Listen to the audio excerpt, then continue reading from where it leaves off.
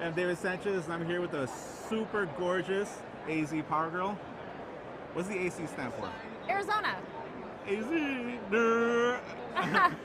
Now, something interesting happened here. You're exhibiting in Artist Alley, but you couldn't exhibit as a cosplayer. You want to tell us about the politics behind it? Well, there's a few cons, including this one, that have decided that cosplayers are not allowed to exhibit in Artist Alley.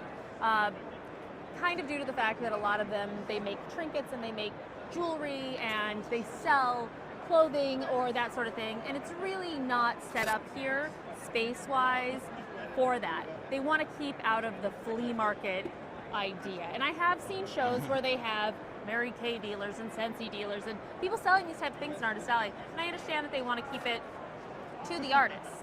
But I also have writing credits, I have books, I have prints. Now, what you're doing here is becoming very mainstream. It started off people just dressing up for the con, but now there are fan sites, there are stores, online stores. Where is this going? Where do you see this trend going, and what would you like to call it if you had the opportunity to name it? Oh, you know, I think that they should be called artists. You know, in Mexico, I know cosplayers are called artists, and they do very, very well. They sell quite a few prints, and you know, they're actually what people want to see. So, do you license your material? Do you own it?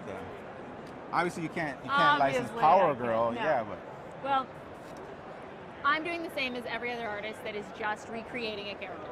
And you know, as an artist that draws or sketches or colors, they draw Power Girl. What's the difference between them drawing it and me building the costume, wearing it, taking a picture, and selling it? how often do you get the opportunity, you get that call from an illustrator, can you please post for me, or are they just ripping off your photos that they see on your Facebook? Oh no, not at all. I mean, we're all, you know, we all know each other. We're all in the same community. We're all on the same team. I do get hit up occasionally to model for people periodically. I recently worked with Mark Winters, and I am now a Magic card, and I am so excited. It'll come out on the 3rd of May, next release. But it turns out my picture is actually on some of the sleeves and the packaging. Wow. Now you're here under your writing credit. Can you show us what you're hawking over here? All right. I've got a couple of things.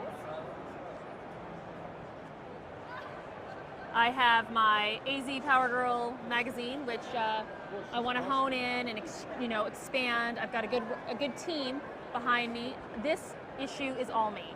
I have a comic that I actually put in the back of the magazine that I write, and a friend of mine, Cooper Bolton, he draws. It's done in black and white, and it's purposely done in black and white. Could you open that? Gloves Yes. aren't really allowed for that. It's in the back. Anyway, this is my photo cover, and you can see some of the art. It's a cowgirl comic, and I have a print of that character.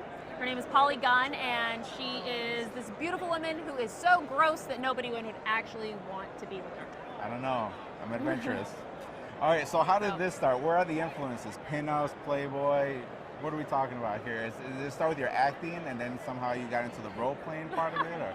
Not exactly. I found an ad on Craigslist. I wanted to go back into acting. I took a hiatus for a while. Wait, you actually responded to one of those ads? They were looking for superheroes for a charity group. Okay. And, you know, they said, well, if you don't know what character you can be, come in and, you know, we'll see what we can do for you. And I started looking up, and I was like just enthralled by Power Girl. You know, it had been years since I had opened up a comic book, and I was like, wow, you know, she's so beautiful. That's what I want. I look like this without the costume. I believe you.